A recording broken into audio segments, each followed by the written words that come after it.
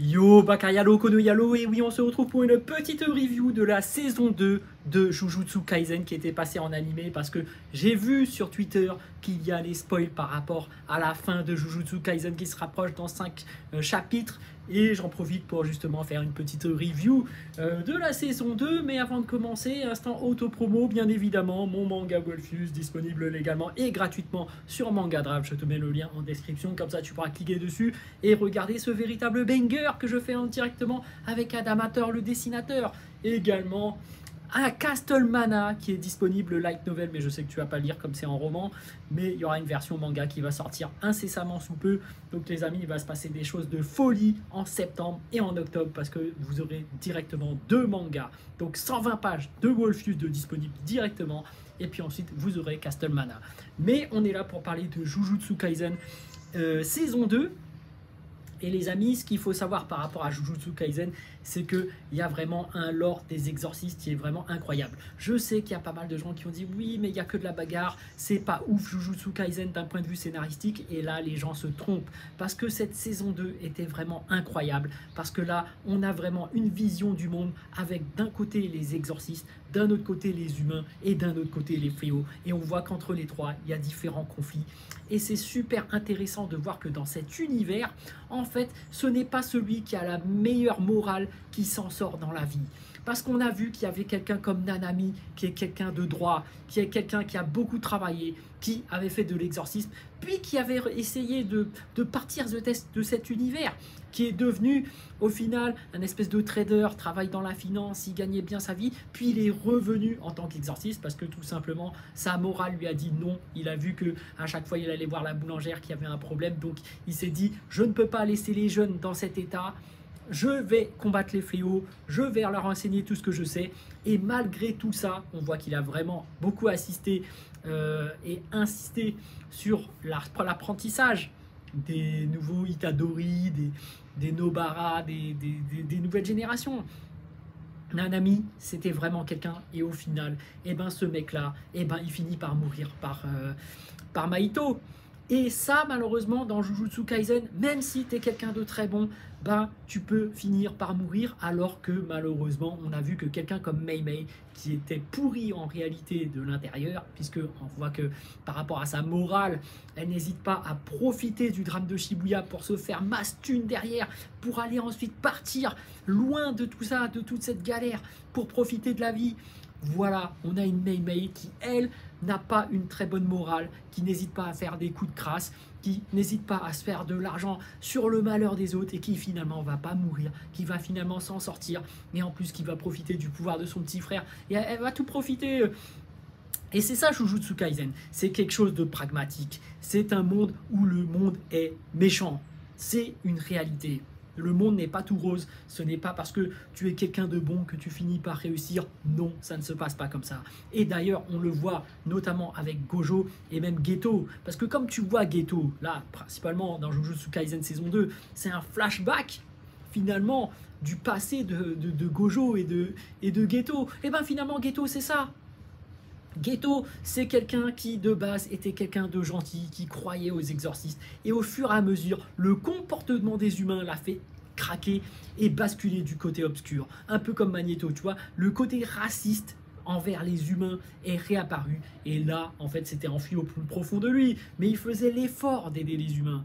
Alors que Gojo, lui, bah comme il est tout puissant, il est considéré comme un dieu, on sait très bien qu'avec son pouvoir, il est capable de repousser toutes les attaques, donc en réalité n'importe qui ne peut le toucher finalement, l'atteindre. C'est vraiment grâce à son troisième œil, l'homme le plus puissant parmi les exorcistes et même parmi les fléaux. On sait très bien que rien qu'avec Gojo, il arrive à chambouler l'ordre, l'équilibre du monde, des exorcistes et des fléaux. Et ben lui, on voit que cette puissance lui est montée à la tête et il est carrément devenu quelqu'un d'arrogant. Et c'est ça qui est très fort dans Jujutsu Kaisen, c'est que malgré la différence de puissance de chaque personnage et que il y a des gens qui ont des caractères qui vont par rapport à la puissance qu'ils ont. Et tu vois que Gojo, lui, c'est quelqu'un d'arrogant, même s'il a beaucoup de flow, évidemment. On sait très bien que Jujutsu Kaisen, faut pas se mentir, le flow de Sukuna, le flow de Gojo, c'est ça qui fait que ce manga marche, mais également le lore des exorcistes et les personnages, leur histoire. Et tu vois que Gojo, lui, par rapport à son histoire, c'est quelqu'un dont le pouvoir est monté à la tête. Et tu vois qu'il est quasiment invincible et que cet abus de confiance va lui mener à sa perte. Parce que justement, on a dans cette saison 2 l'arrivée de Toji, qui n'est autre que le père de Megumi, qui lui par contre était quelqu'un qui a cravaché dans sa vie. Il n'avait pas de don particulier par rapport à Gojo. Gojo, on sait très bien que Troisième œil, c'était l'élu de la prophétie qui est extrêmement puissant grâce à ses pouvoirs innés. Toji, c'est tout l'inverse. Toji, il n'a aucun pouvoir, il n'a pas d'énergie occulte déjà de base. Donc il a dû faire un pacte, il a dû s'entraîner énormément d'un point de vue physique pour finalement combattre ses adversaires sans utiliser d'énergie occulte. Et ça, c'est un truc incroyable. Et finalement, tu vois que la capacité exceptionnelle de Toji, c'est vraiment la préparation. Et qu'avec la préparation, on se rappelle que dans la première partie de la saison 2, il a réussi à battre Gojo. Il a réussi à le piéger. Notamment, on se rappelle qu'il avait vraiment analysé chaque petit détail par rapport à Gojo pour essayer déjà de l'épuiser mentalement. Et ça, c'est un truc exceptionnel parce que même après l'avoir épuisé mentalement, tu voyais que Gojo était sur les nerfs, mais il continuait à quasiment être invincible parce qu'il avait son pouvoir de l'infini qui empêche les anges de le toucher. Et tu vois que justement, de l'autre côté, on a quelqu'un qui a une arme de rang S qui est capable d'annuler les pouvoirs. Et c'est comme ça qu'il va finalement planter Toji. Qui va planter Gojo. Toji va réussir à le planter et même il a failli le tuer finalement. Mais malheureusement, on va voir que finalement Gojo, évidemment l'un des personnages principaux, va réussir à s'en sortir. Et c'est ça aussi la caractéristique de Jujutsu Kaisen, c'est la complexité des combats et surtout par rapport au pouvoir que les exorcistes possèdent. Parce que là, on découvre qu'au-delà du pouvoir de l'infini qu'avait Gojo, en fait, il y a l'inversion des sorts qui va finalement maîtriser. En fait, Gojo, à ce moment-là, n'était pas au paroxysme de son pouvoir. Et c'est ça aussi qui est très intéressant dans Jujutsu Kaisen parce qu'il y a beaucoup de types d'attaques, il y a beaucoup de stratégies. Et c'est un peu comme les cartes Yu-Gi-Oh! Tu as des sorts, des contre-sorts, des machins, des cartes pièges. Là, c'est un peu pareil dans Jujutsu Kaisen. C'est-à-dire que Gojo, il a l'extension de territoire, mais on sait très bien que pour pouvoir neutraliser un territoire, une extension de territoire, il faut utiliser un territoire simple.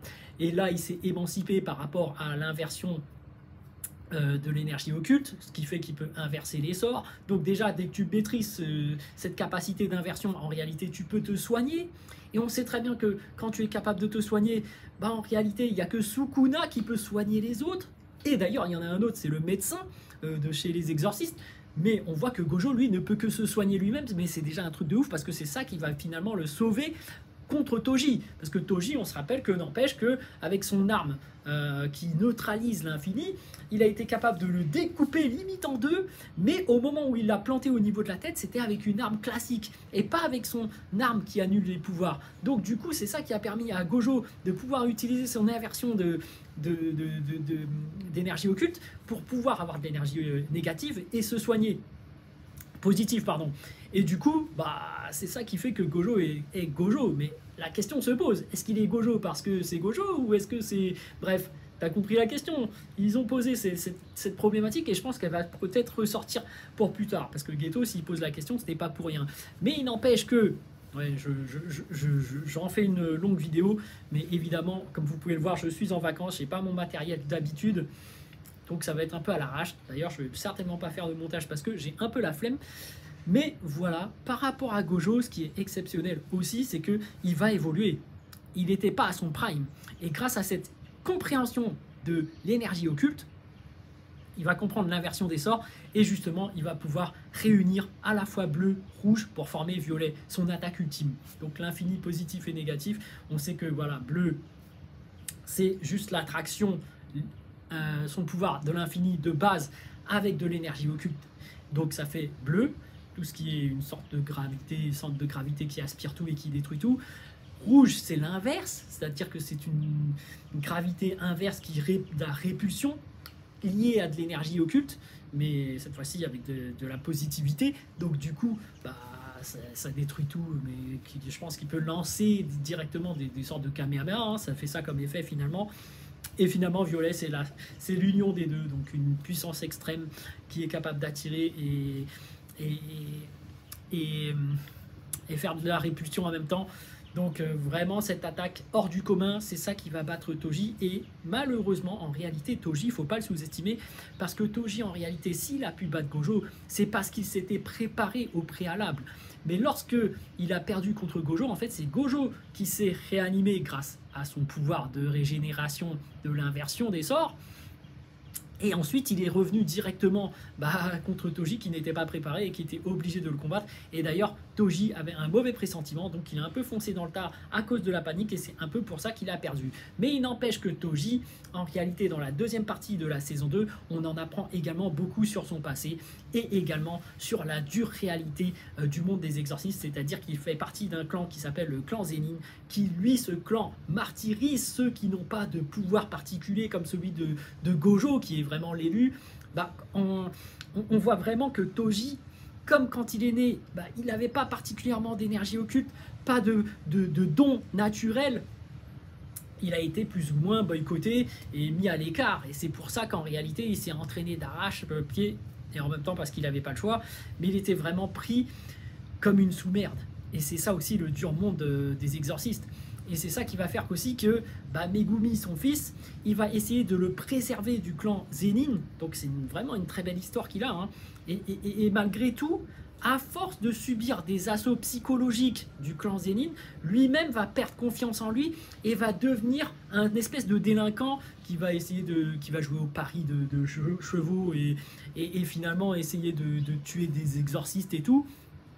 Parce que tu vois que, comme il était considéré comme une merde, il n'a jamais réussi à avoir une place au sein de la société même des exorcistes. Donc c'était vraiment quelqu'un en dérive. Et tout ce qu'il a pu réussir à sauver, c'est son fils Megumi. Et en réalité, quand les ennemis, les fléaux, ont réussi à le ressusciter, finalement, Toji, il va finalement reprendre conscience et se mettre lui-même fin à ses jours parce qu'il ne veut pas déranger Megumi. Lorsqu'il se retrouve face à lui, il va dire, au fait, quel est le nom que tu as gardé, ton nom de famille? Et il a dit, c'est pas Zenin. Oui, c'est celui de sa mère. Et c'est pour ça que justement Toji s'est suicidé, parce qu'il s'est dit, je ne veux pas te déranger davantage, mon fils, je ne te mérite pas. Et c'est ça qui est très beau dans Jujutsu Kaisen, c'est que il n'y a pas besoin de grands discours émotionnels pour te montrer à quel point Toji aimait son fils Megumi. En réalité, il l'aimait profondément, mais il se disait lui-même qu'il n'en était pas digne.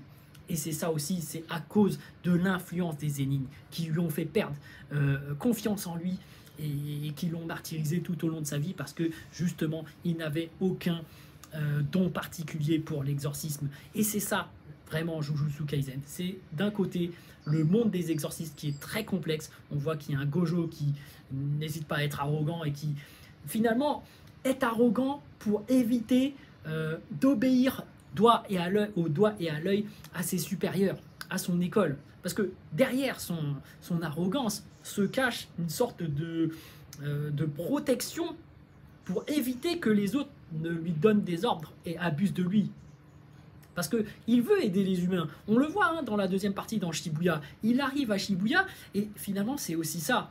Comment Geto, le faux Geto, on parle du cerveau là, va réussir avec son plan à battre Gojo, parce qu'il va se servir des autres humains qui sont directement au sein de ce métro. Et c'est ça qui va faire que Gojo va se faire avoir, parce que lui, il arrive dans le but de sauver tous les humains, parce qu'il est considéré comme Dieu. Il est envoyé même limite tout seul. Et lorsqu'il arrive là-bas, il voit qu'il y a énormément d'humains, donc il essaye de trouver des solutions pour tuer les fléaux de classe S, sans pour autant tout tuer les humains. Et c'est finalement ça qui va lui coûter cet emprisonnement du faux Geto, qui va utiliser cette espèce de sphère pour l'enfermer dans cette prison. Donc réussir à sceller Gojo, c'est quelque chose d'exceptionnel, et parce que en réalité c'était lui qui maintenait l'ordre au sein des fléaux et des exorcistes, parce que c'est vraiment le plus puissant des exorcistes, et ça mettait tous les fléaux à l'écart. Mais on voit vraiment que sans Gojo, c'est vraiment la merde, et les fléaux se déchaînent, et tu vois même que quelqu'un comme l'homme volcan, Jogo, est extrêmement puissant, et rien que l'homme poulpe aussi, mine de rien, a mis la misère à tous les exorcistes tels que Nanami. Il y avait comment elle s'appelle, Maki, qui est finalement, on le pressent, la future Toji, mais il n'empêche qu'elle n'était pas assez expérimentée, pas assez entraînée, et du coup, elle s'était aussi fait avoir par l'homme poulpe, mais il n'y avait pas que ça, il y avait un ancien de chez Zenin, il y avait Megumi qui était arrivé, et on voit vraiment que les fléaux de classe S, c'est vraiment des gens qui sont supérieurs à tous les exorcistes de base qu'on avait là-bas. En réalité, chez les exorcistes, il y a de très rares cas qui sont extrêmement puissants. On voit également que Itadori commence à vraiment devenir quelqu'un, mais en même temps, c'est parce qu'il a Sukuna, comme tu sais. Mais on voit que, voilà, chez les exorcistes, ils sont pas super puissants. Il y a juste à la fin une meuf de classe S qui arrive, et en réalité, il y a qu'elle qui aurait pu se défendre contre les différents fléaux de classe S. Bon, évidemment, il y avait ce faux Toji qui a été ressuscité, mais comme il n'avait pas, comme je le disais, cette capacité de préparation, il était beaucoup plus faible finalement. Parce que la principale puissance de Toji, c'était cette préparation pour pouvoir enquêter sur son adversaire et pour pouvoir le piéger et le tuer en ayant connaissance de toutes ses faiblesses. Donc là, on voit que même en mode zombie, il arrive à battre l'homme poulpe, mais en réalité, il y avait un certain débat sur Twitter qui disait qui serait le plus puissant entre Jogo et Toji. Moi, je pense que s'il s'agit du faux Toji qui a été ressuscité comme tel, sans sa capacité de réflexion, eh ben, je pense que ça aurait pu être très serré. Mais si jamais Toji avait sa pleine connaissance et ses propres capacités de réflexion, il aurait même été capable, à mon sens, de tuer Sukuna parce qu'il aurait analysé Sukuna et au moment où il faudrait, il aurait pu utiliser son arme pour annuler le pouvoir de Sukuna. C'est-à-dire que même Sukuna, s'il utilisait sa flèche ou sa découpe, en réalité, vu que Toji est super rapide, au moment où il allait arriver, il allait utiliser son arme et annuler soit la flèche, soit un pouvoir, mais en tout cas, il aurait pu avoir un plan pour essayer de le battre. Ça, j'en suis sûr et certain. Toji, il ne faut pas le sous-estimer. C'est quelqu'un de très intelligent et de très puissant. Mais on va parler de la suite par rapport à cette saison 2, parce que la suite, ça se poursuit. Le plan de Shibuya se finit par un drame, parce qu'il y a Sukuna qui arrive et qui détruit tout. Et ça aussi, c'est un truc exceptionnel au sein de Jujutsu Kaisen, le flow. Le flow de Sukuna, le flow de Gojo déjà de base, mais quand Sukuna est arrivé, tu t'es dit, oh là là, le mec c'est vraiment le boss, c'est un truc incroyable.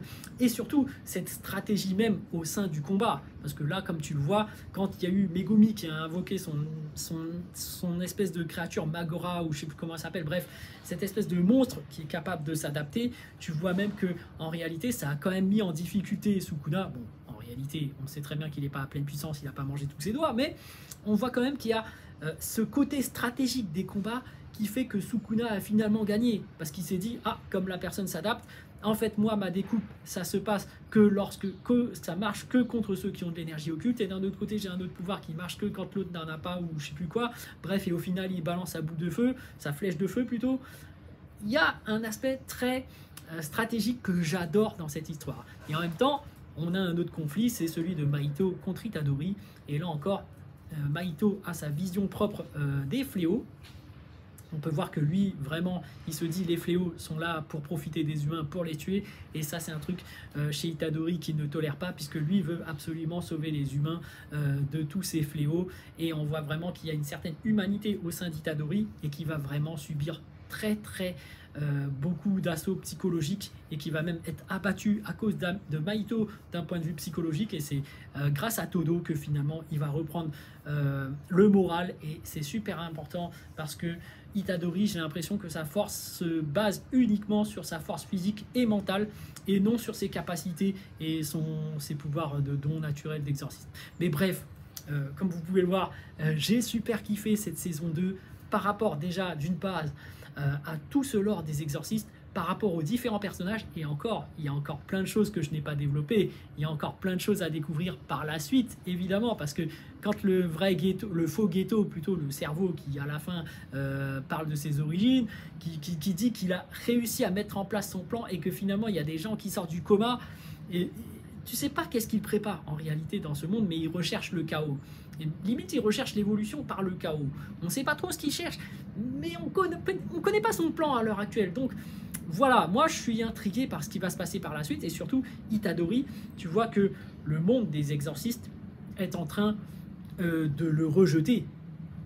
Parce que certes, il est bon, il veut sauver les humains, il est plein d'humanité, certes, mais il a Sukuna en lui. Et finalement, factuellement, Bah, Suguna, lorsqu'il a pris le contrôle, il a détruit la ville. Et ça, c'est une catastrophe. Et le monde des exorcistes ne tolère pas ça. Parce que justement, un tel danger a carrément détruit une ville. C'est une catastrophe. Donc il est carrément un renégat maintenant. Il est fiché S. C'est ça le truc. C'est que maintenant Itadori, voilà, il est poursuivi et ils ont mandaté Yuta pour partir à sa recherche et pour pouvoir le tuer. Donc c'est même pas capturer le vivant, non, c'est mort en fait. Mort ou vif. Donc moi j'ai hâte de voir la suite. Cette saison 2 était incroyable. Donc j'en profite pour faire une petite review et parce que je suis en vacances. Donc je fais ça un peu à l'arrache. Mais voilà, et puis toujours incroyable, hein, ce flow incroyable de Gojo, Sukuna, et surtout cette capacité stratégique de montrer ses combats, je trouve ça incroyable. Bref, petite review de la saison 2 de Jujutsu Kaisen. Sur ce les amis, je vous dis donc à plus dans le bus, ou plutôt à plus tard dans le car, ou plutôt à bientôt dans le bateau.